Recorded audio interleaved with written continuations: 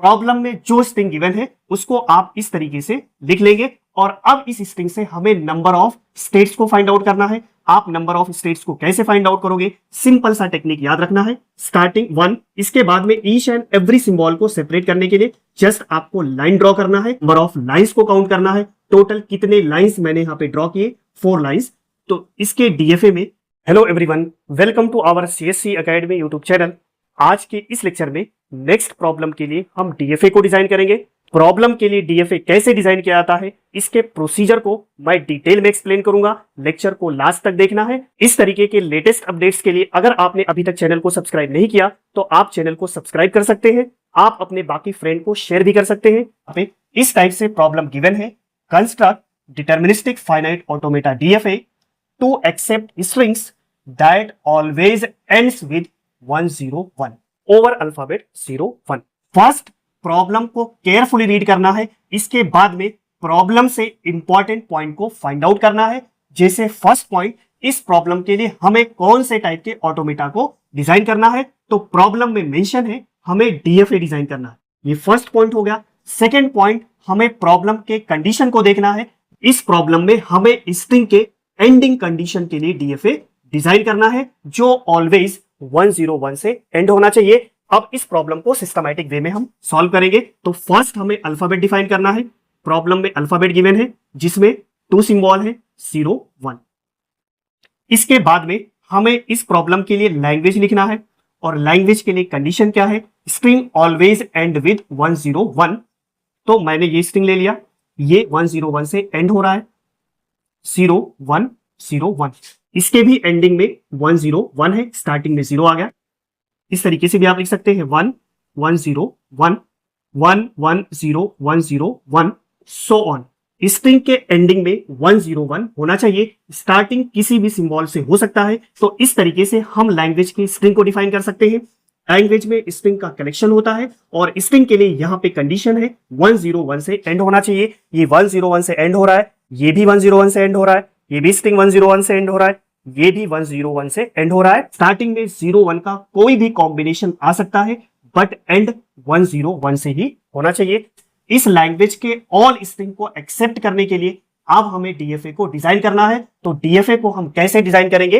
तो प्रॉब्लम में जो स्ट्रिंग गिवन है उसको आप इस तरीके से लिख लेंगे और अब इस स्ट्रिंग से हमें नंबर ऑफ स्टेट्स को फाइंड आउट करना है। आप नंबर ऑफ स्टेट्स को कैसे फाइंड आउट करोगे? सिंपल सा टेक्निक याद रखना है, स्टार्टिंग 1, इसके बाद में ईच एंड एवरी सिंबल को सेपरेट करने के लिए जस्ट आपको लाइन ड्रॉ करना है। अब आपको नंबर ऑफ लाइंस को काउंट करना है। टोटल कितने लाइंस मैंने यहाँ पे ड्रॉ किए? 4 लाइंस।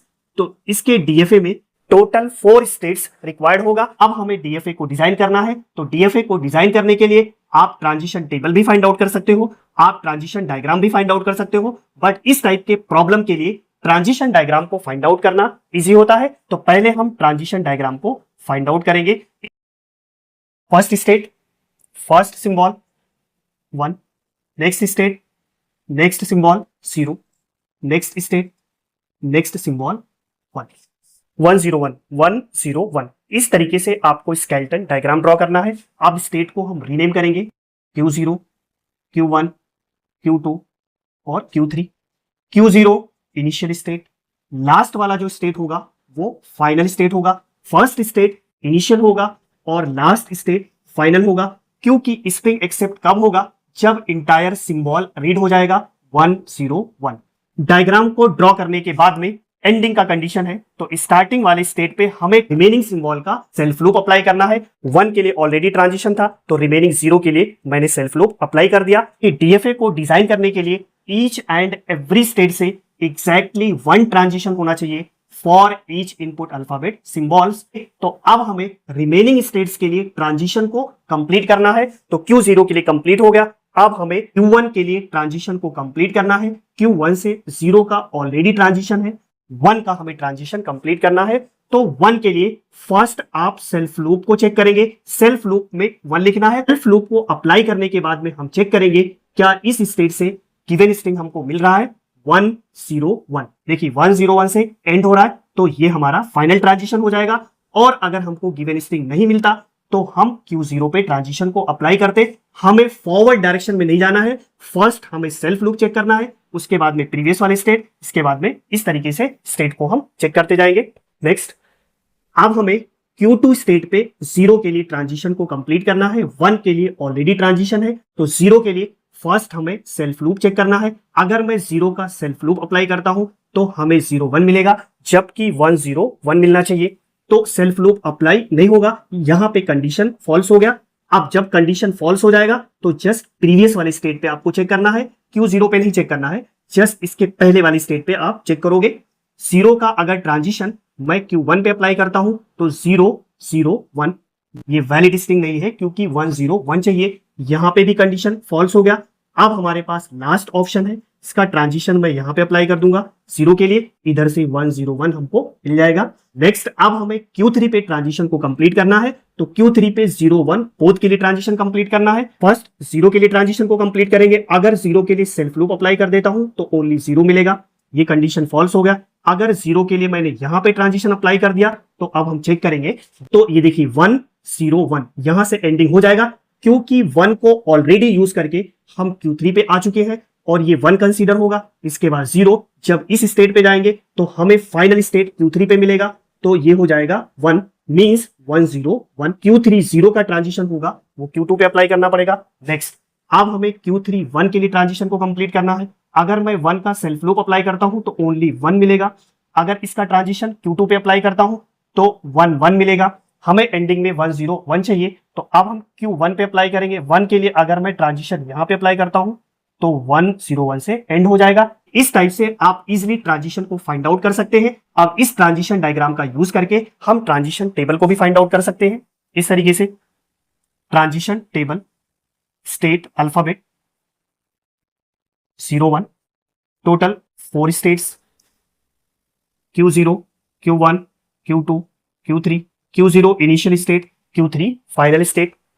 Q0 0 डायग्राम में देखेंगे, Q0 0 कौन सा स्टेट मिलेगा, Q0 इस तरीके से, Q0 1 Q1 Q1 Q1 0 Q2 Q1 1 Q1, next Q2 0 Q0 Q2 1 Q3 Q3 0 Q2 Q3 1 Q1। तो इस तरीके से ट्रांजिशन डायग्राम का यूज करके आप ट्रांजिशन टेबल को फाइंड आउट कर सकते हैं। इसके बाद में आप इस डीएफए को मैथमेटिकली डिफाइन भी कर सकते हैं। तो डीएफए को मैथमेटिकली डिफाइन करने के लिए 5 एलिमेंट्स रिक्वायर्ड होता है, जिसे 5 टपल्स कहा जाता है। Q स्टेट्स को रिप्रेजेंट करता है, sigma alphabet, del transition, Q0 या Q0 initial, F final state के लिए, इस तरीके से। तो इस डीएफए में टोटल कितने स्टेट्स हैं, 4 स्टेट्स। हम इस तरीके से लिख सकते हैं, Q0, Q1, Q2, Q3। Sigma input alphabet 0 1, delta transition के लिए, ट्रांजिशन को रिप्रेजेंट करने के लिए ट्रांजिशन डायग्राम या ट्रांजिशन टेबल का यूज किया जाता है। तो यहाँ पे जस्ट आपको डेल लिखना है। इसके बाद इनिशियल स्टेट, इस डायग्राम में इनिशियल स्टेट कौन सा है, Q0, और लास्ट में फाइनल स्टेट Q3। तो इस तरीके से आप डीएफए को मैथमेटिकली भी डिफाइन कर सकते हैं कि इसके बाद में आप इस डीएफए को वेरीफाई भी कर सकते हैं। इस लैंग्वेज से किसी भी स्ट्रिंग को आप लेके चेक कर सकते हैं। जैसे एग्जांपल के लिए मैंने इस वाले स्ट्रिंग को लिया, Q0 से स्टार्ट करेंगे, 1 के लिए Q1 स्टेट, देखिए अगेन 1 आया, Q1 स्टेट, 0 के लिए Q2 स्टेट, 1 के लिए यहाँ पे देखिए Q3 स्टेट, इसके बाद 0 के लिए Q2 स्टेट, 1 के लिए Q3 स्टेट। कि इस लैंग्वेज के ऑल स्ट्रिंग के लिए जब आप इसको वेरीफाई करेंगे तो लास्ट में फाइनल स्टेट ही मिलेगा। और अगर आपने इस तरीके से स्ट्रिंग ले लिया जो इस लैंग्वेज में प्रेजेंट नहीं है तो लास्ट में फाइनल स्टेट नहीं आएगा। आप इस तरीके से चेक कर सकते हैं, 1 के लिए Q1, 1 के लिए Q1, अगेन 1 के लिए Q1, तो लास्ट में नॉन फाइनल स्टेट आएगा। इसका मतलब होता है स्ट्रिंग एक्सेप्ट नहीं होगा। आई होप डीएफए का कंसेप्ट समझ में आ गया होगा। तो मिलते हैं नेक्स्ट लेक्चर में। Thanks for watching, thank you so much.